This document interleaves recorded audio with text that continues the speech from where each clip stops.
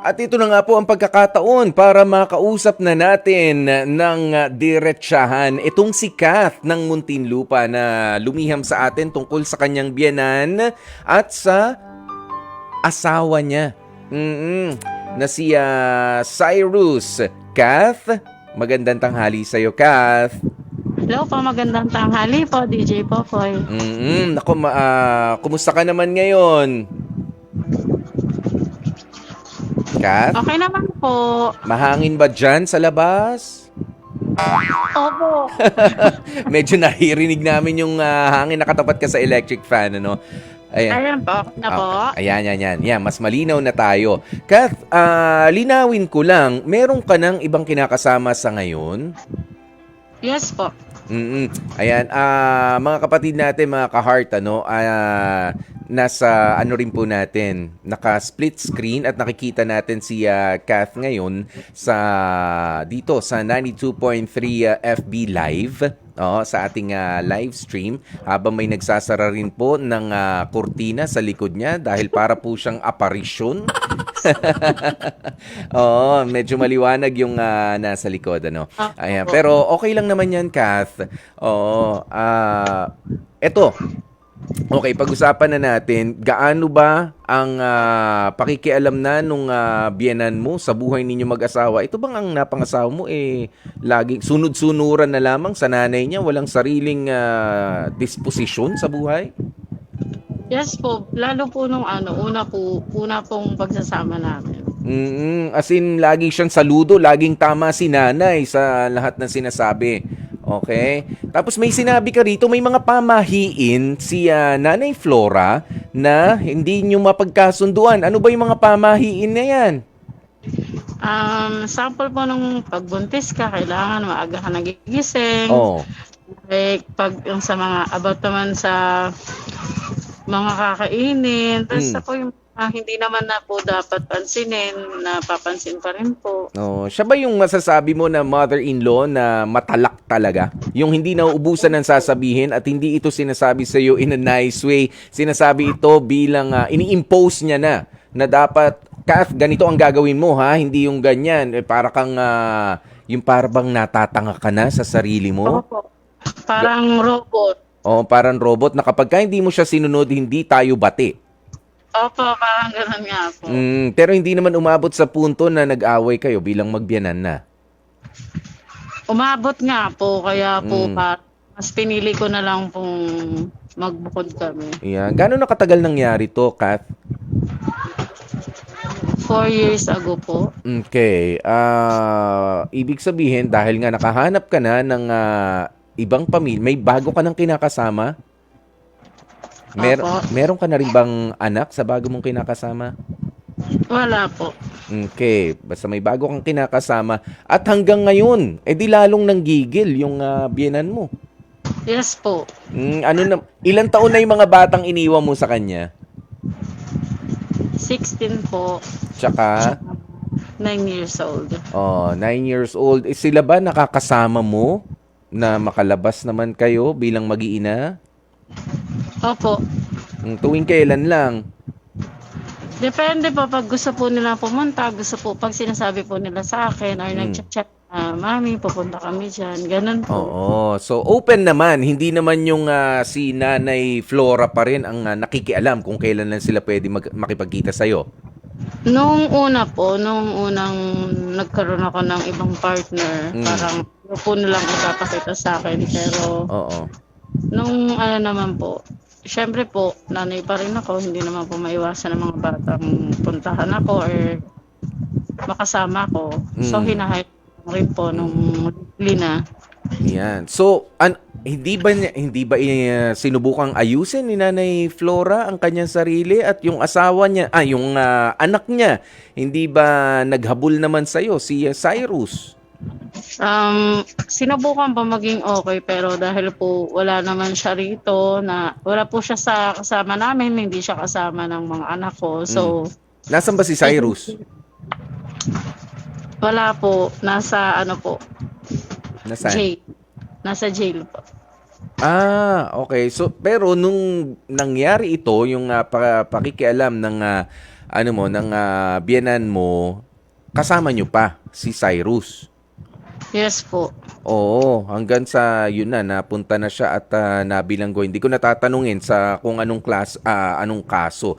Ayan, pero yun na lang yung arrangement ninyo, hindi ka na pwede. Alam mo, meron kang karapatan bilang ina ha. Alam mo naman 'yan. Opo, okay naman po yung usapan namin about sa bata. Ikaw ba kakayanin mo na o gusto mo ba mapunta sa poder mo yung mga bata? Opo, tinry ko po pero parang ang sabi po nung in-laws ko before na sabi niya ano daw po pag namatay siya sa kanya lang, sa lang makukuha ang mga bata pag wala na daw siya. Yeah. May ganun siyang ano. Oo, hindi kasi. So, ayan lang, usapang mag-in-law. Wala pang pumapagitna na nakakaalam sa batas.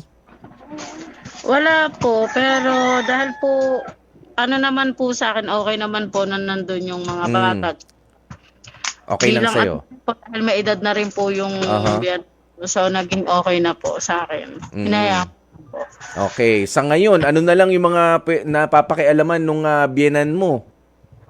Wala po, about sa bata na lang siguro. Pero syempre, hindi pa rin mawawala sa kanila yung sama ng loob sa akin dahil iniwan ko po yung anak nila. Sige, kung bibigyan kita ng pagkakataon na masabi ang lahat ng nilalaman ng iyong puso, makakatulong ito sa iyo, no, Kath? Sige, magbigay ka ng mensahe sa iyong mga biyenan ba? Hindi, kay Nanay Flora particularly, 'di ba, kay Nanay Flora. O sige, ito ang pagkakataon, Kath, para gumaan-gaan ang pakiramdam mo dahil pare-parehas din kayo may mga pagsubok pala sa buhay na pinagdaraanan at pumayag ka na rin pala na sige sa inyo yung mga bata basta anytime naman pala ay napupuntahan mo. Oo, kumbaga nagparaya ka na lang, ano? Opo. Hindi ko na ipipilit sa iyo na pwedeng mapunta sa poder mo yung mga bata, ha? Pero kung kailangan, dapat mapag-isipan mo rin yan. Pero gusto ko naman, kaso ano na lang rin po, dahil matatanda na rin naman po sila and then mahal ko rin naman po sila bilang Yes. magulang ko na rin po. Oo. Ayun po. Kaya naging okay na. Okay naman po yung agreement namin about sa bata. Okay, basta medyo hihina yung sasabihin ng manok, ano? Ayan, pero ito, Kat, sige, bibigyan kita ng pagkakataon para maisabi ang yung mga gustong nilalaman ng puso na gusto na talagang lumabas para sa iyo namang mga kay Nanay Flora pala. Ayan, ang iyong biyenan. Yes po. Thank you din po kasi sa pag-aalaga niyo sa mga anak ko, sa pagmamahal. Naging buhay na rin ninyo yung anak ko. And then, sana wala nang problema about sa akin sa anak nyo. Okay naman po yung kasunduan namin ng anak nyo. Good health po palagi. God bless po palagi. Thank you po sa pag-alaga sa mga anak ko. Yun. Ayun lang po. Alam mo, Kath, believe ako sa'yo. Kahit na yung iba siguro mga nakikinig sa atin, gigil na hindi, Kath, kunin mo sa poder mo yung mga bata at ikaw ang rightful na tagapag-alaga, tagatingin sa kanila. Pero ako nagigets ko naman si Kath kasi lolo at lola pa rin nila yun. Sila ang aalalay. Tama? Yun ba yung intention mo? Kaya hinayaan mo ng sige, dyan na muna kayo sa mga lolo at lola nyo. Buhay pa ba pareho? Opo. Kasi sa ngayon din medyo sa financial kasi yung problema. So, dahil financial stable sila, mas okay na rin po na nandun yung anak ko. Yeah, basta wala naman sumbatan, hindi ka naman nasusumbatan, Kath. Wala naman po, okay naman po sila kasi hindi naman para sa akin yung para sa apo ko. Ayan. Okay. Kaya naku, maraming salamat sa iyong pagtawag at sa pagkikwento na hindi naman natin kailangan laging gantihan ng galit o ng inis, yung hindi magagandang mga ginawa at mga sinabi sa atin. Kasi yun ang ginawa kay Kath.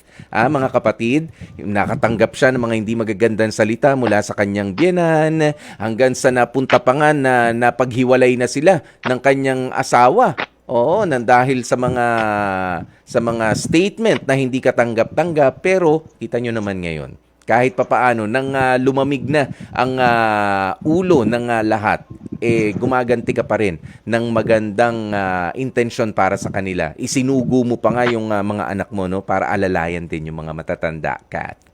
Yes po. Oo, sana nga pagpalain ka pa, no? Basta sana ikaw rin bilang dati naman nilang manugang ay silip-silipin, kumustahin pa rin, magandang pakikisama. Oo, kasi kung wala namang mangyayari ho sa mundo kasi mga kapatid, kapag ginawang ka ng masama, gagawa mo rin ng masama.